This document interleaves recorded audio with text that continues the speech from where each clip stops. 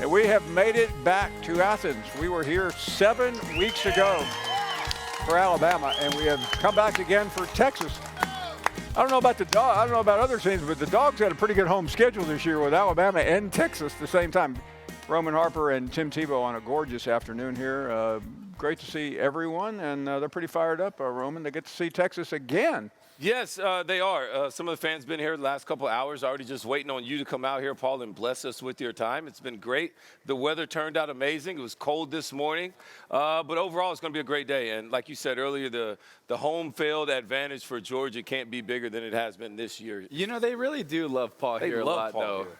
Which is interesting because, you know, being such a Bama guy in that rivalry, but he kind of is a Bama they're guy. Still so fond of you. What do you make of that, Paul? Well, I was an early supporter of Kirby Smart when some of the Dogs were a little nervous. Were you? Oh, I've always been. He's one of the few people I've stuck with. So let's get started. Good person to stick with. I mean, a lot of people are trying to define this game, Roman and Tim, and I know there's a lot more to it than Arch Manning versus Gunnar Stockton, but those are the two showpieces. I like that angle. Actually, I really like that angle. Both quarterbacks are playing well, especially the last couple of weeks for Arch Manning. I'm looking at it from a tale of both of these quarterbacks have to use their legs, but in different ways to help their team win the game. When I look at Gunnar Stockton, what he's doing on this offense, using his legs to obtain first downs, crucial third down moments. When it's first down and whatever, and you don't like it, go get 6, 7, 8 yards. Stay ahead of the chains. I think Gunnar Stockton using his legs to get more yards and get first downs for that side of it. And then for Arch Manning, he has to be able to be mobile inside the pocket, knowing that Georgia doesn't sack the quarterback with large numbers, that be able to create time, extend plays for your wide receivers, and go downtown, because that's where Georgia's been susceptible to giving up deep shot plays is when the quarterback breaks the pocket, they lose sight of who they're covering, and guys get open down the field. Yeah, I totally agree, Rome. And I do think those are the highlights of it, that you're going to talk about the quarterbacks. But I would also want to bring up, I think the front seven's huge in this game for both teams. Yes. I think the front four getting after the quarterback, and you look at it, Georgia hasn't gotten to the quarterback with their front four well at all this year. Texas has done it really good at times. Yes, you look at the way they got Diego Pavia off of the spot. Colin Simmons, one of the best pass rushers at times throughout this season. I think that's a huge matchup. And then Georgia, I think they're getting better as a defense. They're improving. And it's one of the staples of Kirby Smart's teams is they consistently get better throughout the year. But honestly, you could say that about both of these teams. They've been getting better week in and week out because they're so well coached. They're getting more fundamentally sound. You see, they trust their quarterbacks more now than they did earlier in the year. They're putting more on their quarterbacks, especially Bobo and Gunnar Stockton. He is playing at an elite level. He's playing extremely high level. And it's in every area of the game. It's in the calls. It's in the running game. It's in the screens and the zone reads off of it. It's in the play action and the shots down the field. They trust him to make the right decisions, and because of that, he can handle more. And I also like how this offense for Georgia has changed. They're not the same that they were early in the season. They're doing way more gap scheme than zone scheme. They're doing way more receiver screens because you want to get into the hands of your playmakers. Zachariah Branch is a playmaker, and then so many of the play actions off of it are faking the screen to Zachariah Branch, and now we're going to go play action off of the field. So actually, Zachariah Branch has probably done more to help this team than his catches, his yards, or his touchdowns, because he is such a good decoy to let other people be the game changers. And so it's an awesome matchup. Well, you put so much emphasis all week as a defensive coordinator to say, hey, stop him. Got to stop him. And then all of a sudden, the first time they act like they're going to throw it to him, and then somebody's deep down Just go watch last week.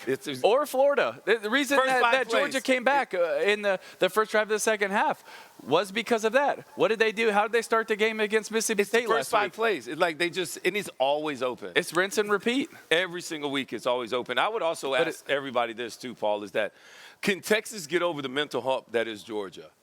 Can you beat a team that you have not been able to beat in the last year or so? When you were supposed to beat them twice last year, once at home and then in the SEC championship game. It's not going to get easier here between the hedges. It's not going to get any easier. And if you don't beat them now, then when do you do it? Because I think that's got to happen. You know, I keep saying that Texas has a Georgia problem the same way Georgia has a Alabama problem. Do we need some Alabama interloper coming over here? You're here. Well, and let me ask you a question, Roman Harper.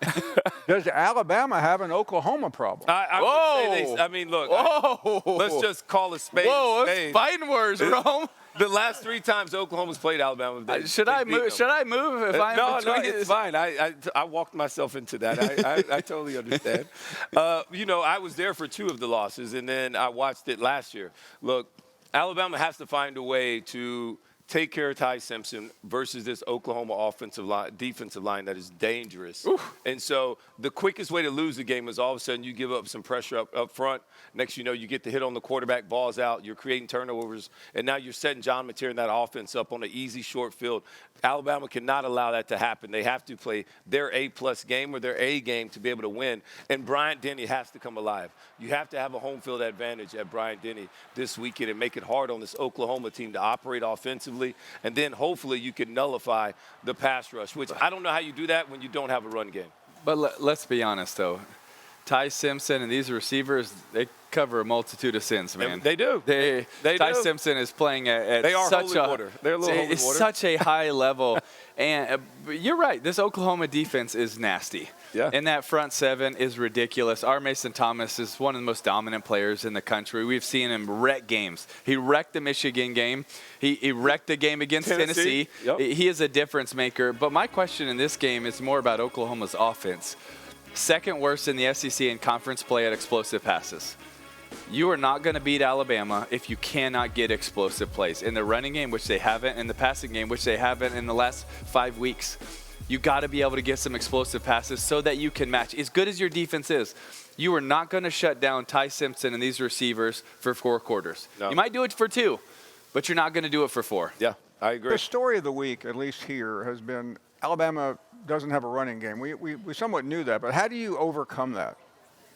Yeah, Ty Simpson making really good decisions. These weapons at receiver, it's also a different game now than it's ever been before. They throw the ball to be able to set up just enough run. But they're so elite in what they're doing offensively in the passing game that you can get away with it. Now, can you get away with it in the playoff? Can you get away with it against Ohio State? I don't know. If there's a question mark for Alabama, it's got to be that. Can you run the ball when you have to? Yes. Can you run the ball in a 4-minute drive to be able to run the clock out, to close it out? I don't know. But I'll tell you this, though. I will tell you this, though. If there's one person right now in college football that I want the ball in their hands at the end of the game, well, if there's 2 people, it's Gunnar Stockton and it's Ty Simpson. Okay. A little Gunnar love. Look at what he's done in the fourth quarter in 2 minutes. I mean, yeah, some games he might not have as good of a game, but dang, in the fourth quarter, in the last 5 minutes, and then in the last drive, there's an it factor about him. And I also think that Ty Simpson has a little bit of that it factor too. Yep. And there's some really other good players around the country, but my favorite thing about individuals is what do they do when their best is needed? What do they do in the most crucial moments? And are you that guy then or just in the first quarter? Right? Are you that guy that's on 4th and 10? Are you that guy that, Ty Simpson, we look at the Missouri game. They don't win if he doesn't make those elite passes. True. And that's where I see out of both these guys that have really elevated their entire teams because of that play. Paul, when I talk about the lack of run game for Alabama, it is a concern. But like Tim said, one team that continues to not let that slow them down offensively is Alabama. And they still throw the ball when you're supposed to run it to close games out. It's kind of frustrating, but as long as they're still getting it done, it's hard to really when you're knock that good, you can do it. It's hard to knock it, and Tim's but right. Is it a cliche to ask that question because they have overcome it? No, but it is a concern. Okay. And, because at some point. Where will you mentioned Ohio State. Give us some more schools that will eat them up if they can't move the ball that way. Well, I think if we're looking forward to a matchup like that. Texas A&M. Yeah. Texas A&M's team. But also, if you look at the secondary from Ohio State and their ability to get after the passer, I think that presents a different challenge. Yes, it does. Like if you can get to the passer and you can cover, and Ohio State can, now that's a different challenge. That's a tougher matchup. Yep. So here's the top 12. You mentioned Ohio State. You mentioned A&M. And? No, I was like, I didn't know the question. The question is teams that can cause Alabama problems because of the deficiency in running.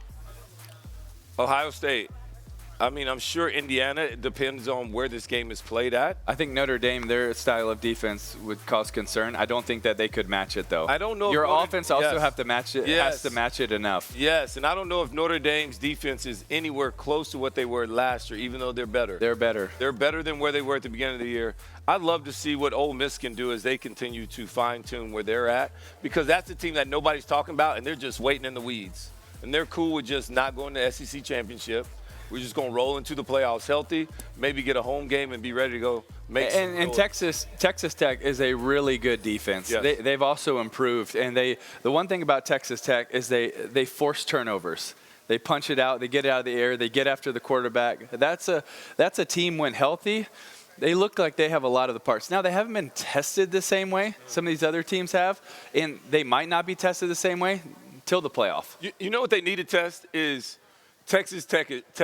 They need to do a case study on what they've done as far as NIL, the city of Lubbock, how much they contributed to Texas Tech, to say, like, we're going to spend X amount of dollars for the next 5 years because we don't think it can go for the next 8. But if everybody had that oil money, they'd be doing it. Come on. What they have done to turn that football program around, they gave the softball girl $1 million, and she took them to the Final Four. So what Texas Tech is doing should be a case study for every other school if you got the ability. And we should give a lot of credit to Joey McGuire, their coach. He has done a wonderful job in keeping a lot of their players, too. Yep. Well, it helps when you got a little, you know. That doesn't hurt. That's what keeps Paul. Tim Tebow and Roman Harper. Thank you both very much. Go Dogs! We will be right back. You suck up to everybody. I do.